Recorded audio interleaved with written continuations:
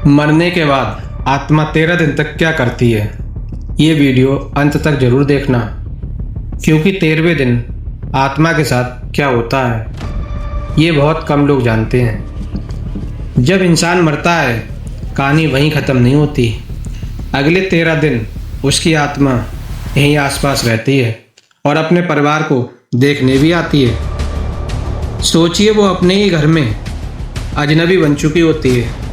गरुड़ पुराण के अनुसार मृत्यु के तुरंत बाद आत्मा कुछ समय तक अपने शरीर के पास ही रहती है। पहले दिन उसे समझ ही नहीं आता कि वो मर चुकी है। वो अपने घर जाती है, अपने लोगों को रोता हुआ देखती है, उन्हें छूने की कोशिश करती है, लेकिन कोई उसे महसूस नहीं कर पाता। लेकिन तीसरे दिन जो होता है वो सबसे रहस्यमय होता है।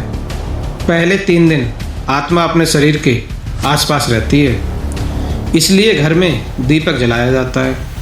कहते हैं दीपक की रोशनी आत्मा को रास्ता दिखाती है। इस दौरान आत्मा को प्यास और भूख भी लगती है, इसलिए पिंडदान और जल अर्पण किया जाता है। कहा जाता है अगर परिवार उसके लिए प्रार्थना करे तो आत्मा को शांति मिलती है। चौथे दिन आत्मा की असली यात्रा शुरू होती है।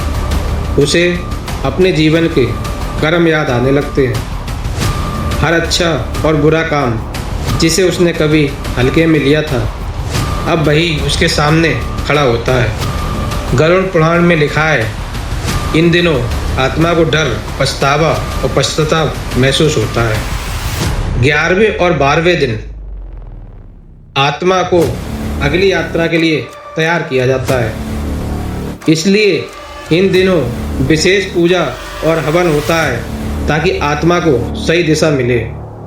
और अब आता है सबसे महत्वपूर्ण दिन, 13वां दिन। कहा जाता है इस दिन आत्मा का निर्णय होता है, उसके कर्मों के अनुसार अगली यात्रा पर भेज दिया जाता है।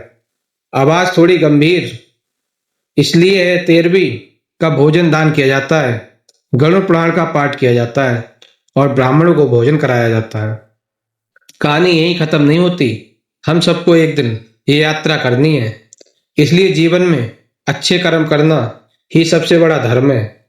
अगर आप अपने पितरों का सम्मान करते हैं तो वीडियो पूरा देखने के बाद ओम लिखकर कमेंट में ज़रूर करें और ऐसी धार्मिक सच्चाई जानने के लिए चैनल को सब्सक्राइब करें।